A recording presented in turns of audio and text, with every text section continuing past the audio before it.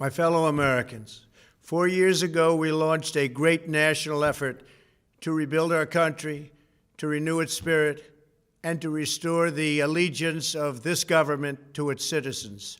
In short, we embarked on a mission to make America great again for all Americans. As I conclude my term as the 45th President of the United States, I stand before you truly proud of what we have achieved together. We did what we came here to do, and so much more. This week, we inaugurate a new administration and pray for its success in keeping America safe and prosperous. We extend our best wishes, and we also want them to have luck, a very important word. I'd like to begin by thanking just a few of the amazing people who made our remarkable journey possible. First, let me express my overwhelming gratitude for the love and support of our spectacular First Lady, Melania. Let me also share my deepest appreciation to my daughter Ivanka, my son-in-law Jared, and to Barron, Don, Eric, Tiffany, and Lara. You fill my world with light and with joy. I also want to thank Vice President Mike Pence, his wonderful wife Karen, and the entire Pence family. Thank you as well to my Chief of Staff, Mark Meadows, the dedicated members of the White House staff, and the Cabinet, and all of the incredible people across our administration who poured out their heart and soul to fight for America. I also want to take a moment to thank a truly exceptional group of people, the United States Secret Service. My family and I will forever be in your debt. My profound gratitude as well to everyone in the White House Military Office, the teams of Marine One and Air Force One, every member of the armed forces, and state and local law enforcement all across our country. Most of all, I want to thank the American people. To serve as your president has been an honor beyond description. Thank you for this extraordinary privilege, and that's what it is, a great privilege and a great honor. We must never forget that while Americans will always have our disagreements, we are a nation of incredible, decent, faithful, and peace-loving citizens who all want our country to thrive and flourish and be very, very successful and good. We are a truly magnificent nation. All Americans were horrified by the assault on our Capitol. Political violence is an attack on everything we cherish as Americans. It can never be tolerated. Now more than ever, we must unify around our shared values and rise above the partisan rancor and forge our common destiny. 4 years ago, I came to Washington as the only true outsider ever to win the presidency. I had not spent my career as a politician, but as a builder looking at open skylines and imagining infinite possibilities. I ran for president because I knew there were towering new summits for America just waiting to be scaled. I knew the potential for our nation was boundless as long as we put America first. So I left behind my former life and stepped into a very difficult arena, but an arena nevertheless with all sorts of potential if properly done. America had given me so much, and I wanted to give something back. Together with millions of hardworking patriots across this land, we built the greatest political movement in the history of our country. We also built the greatest economy in the history of the world. It was about America first because we all wanted to make America great again. We restored the principle that a nation exists to serve its citizens. Our agenda was not about right or left. It wasn't about Republican or Democrat, but about the good of a nation, and that means the whole nation. With the support and prayers of the American people, we achieved more than anyone thought possible. Nobody thought we could even come close. We passed the largest package of tax cuts and reforms in American history. We slashed more job-killing regulations than any administration had ever done before. We fixed our broken trade deals, withdrew from the horrible Trans-Pacific Partnership and the impossible Paris Climate Accord, renegotiated the one-sided South Korea deal, and we replaced NAFTA with the groundbreaking USMCA. That's Mexico and Canada, a deal that's worked out very, very well. Also, and very importantly, we imposed historic and monumental tariffs on China, made a great new deal with China.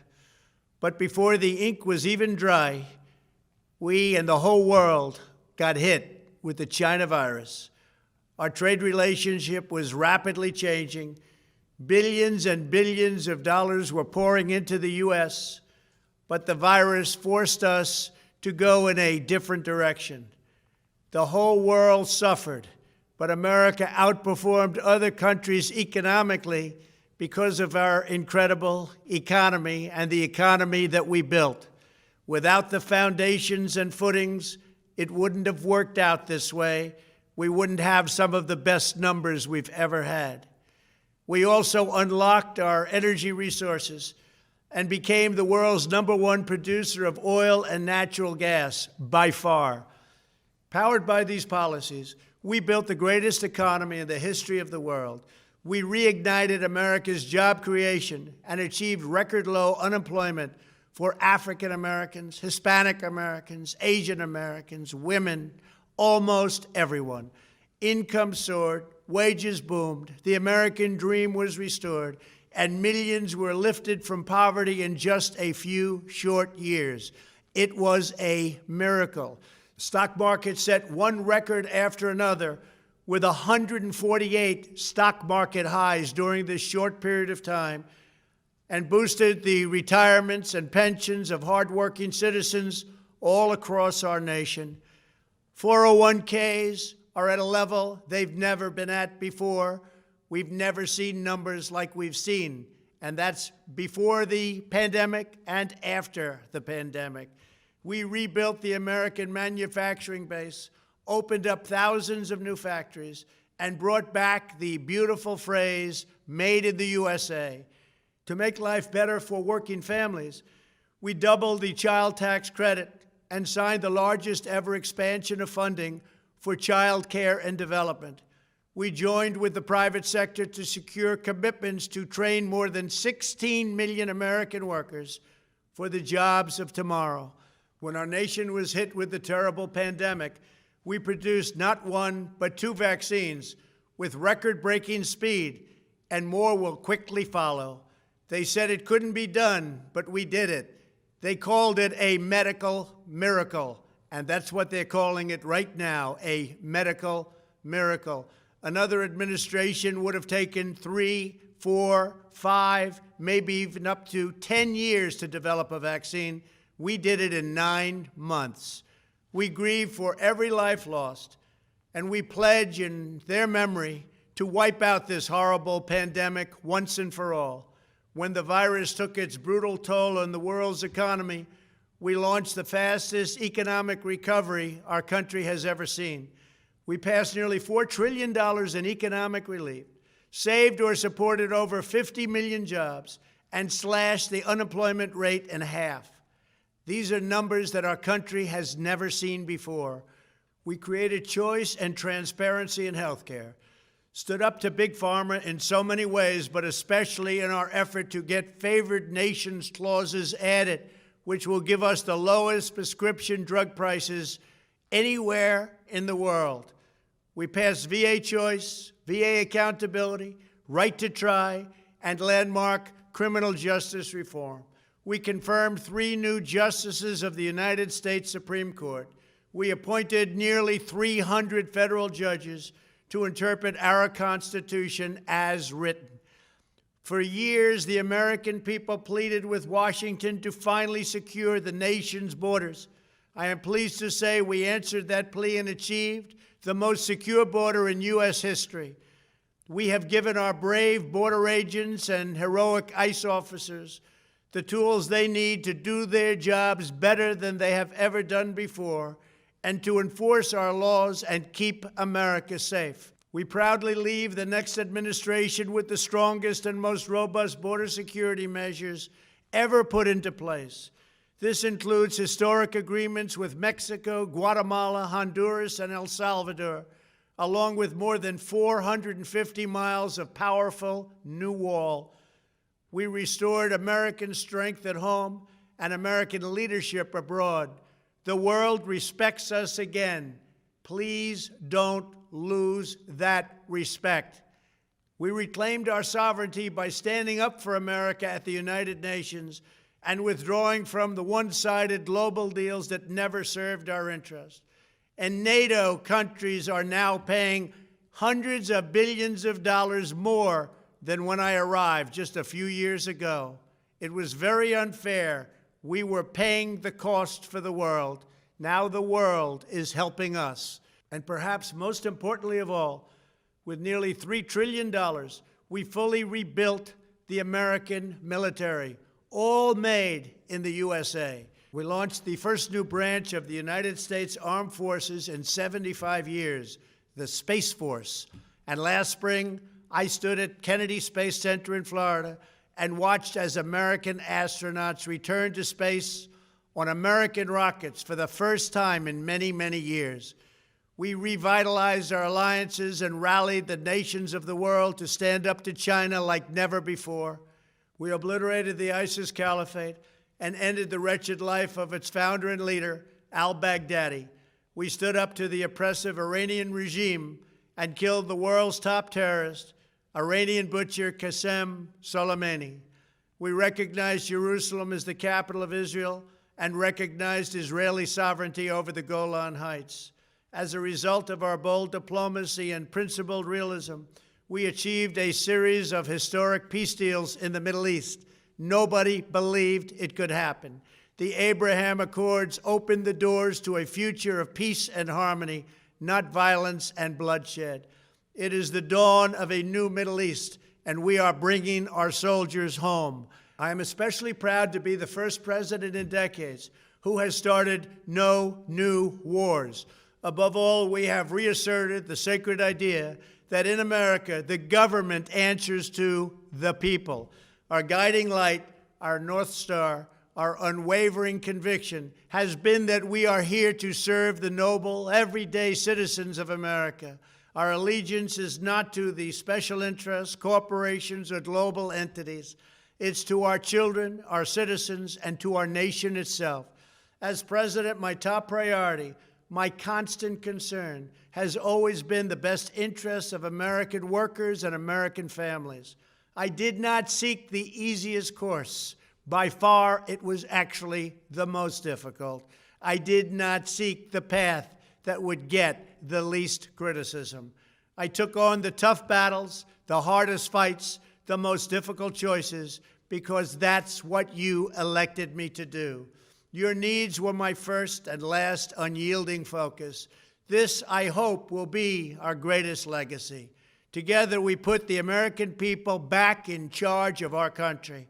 We restored self-government. We restored the idea that in America, no one is forgotten because everyone matters and everyone has a voice. We fought for the principle that every citizen is entitled to equal dignity, equal treatment, and equal rights because we are all made equal by God.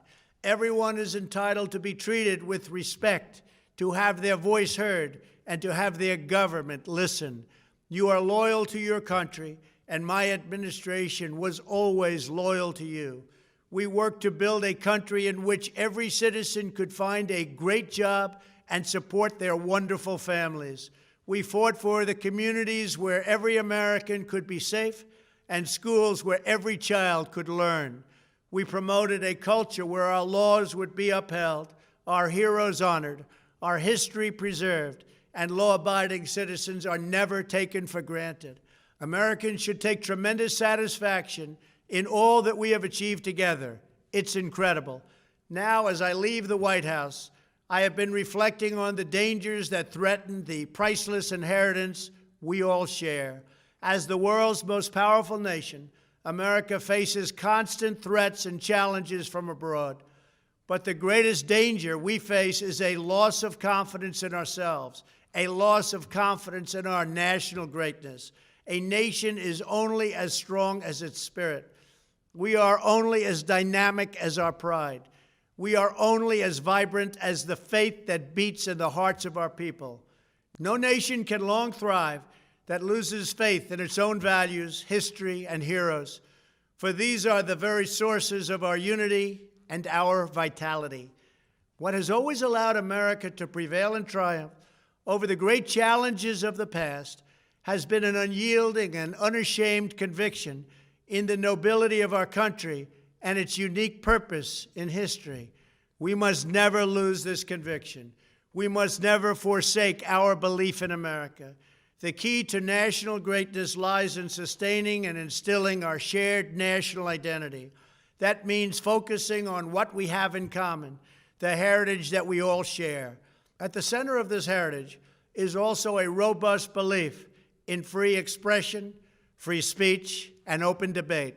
Only if we forget who we are and how we got here could we ever allow political censorship and blacklisting to take place in America. It's not even thinkable. Shutting down free and open debate violates our core values and most enduring traditions. In America, we don't insist on absolute conformity or enforce rigid orthodoxies and punitive speech codes. We just don't do that. America is not a timid nation of tame souls who need to be sheltered and protected from those with whom we disagree. That's not who we are. It will never be who we are. For nearly 250 years, in the face of every challenge, Americans have always summoned our unmatched courage, confidence, and fierce independence. These are the miraculous traits that once led millions of everyday citizens to set out across a wild continent and carve out a new life in the Great West. It was the same profound love of our God-given freedom that willed our soldiers into battle and our astronauts into space. As I think back on the past 4 years, one image rises in my mind above all others. Whenever I traveled all along the motorcade route, there were thousands and thousands of people. They came out with their families so that they could stand as we passed and proudly wave our great American flag. It never failed to deeply move me. I knew that they did not just come out to show their support of me. They came out to show me their support and love for our country. This is a republic of proud citizens who are united by our common conviction that America is the greatest nation in all of history. We are and must always be a land of hope, of light, and of glory to all the world. This is the precious inheritance that we must safeguard at every single turn. For the past 4 years, I have worked to do just that. From a great hall of Muslim leaders in Riyadh to a great square of Polish people in Warsaw, from the floor of the Korean Assembly to the podium at the United Nations General Assembly, and from the Forbidden City in Beijing to the shadow of Mount Rushmore, I fought for you, I fought for your family, I fought for our country. Above all, I fought for America and all it stands for, and that is safe, strong, proud, and free. Now, as I prepare to hand power over to a new administration at noon on Wednesday, I want you to know that the movement we started is only just beginning. There's never been anything like it. The belief that a nation must serve its citizens will not dwindle, but instead only grow stronger by the day. As long as the American people hold in their hearts deep and devoted love of country, then there is nothing that this nation cannot achieve. Our communities will flourish, our people will be prosperous, our traditions will be cherished, our faith will be strong, and our future will be brighter than ever before. I go from this majestic place with a loyal and joyful heart, an optimistic spirit, and a supreme confidence that for our country and for our children, the best is yet to come. Thank you and farewell. God bless you. God bless the United States of America.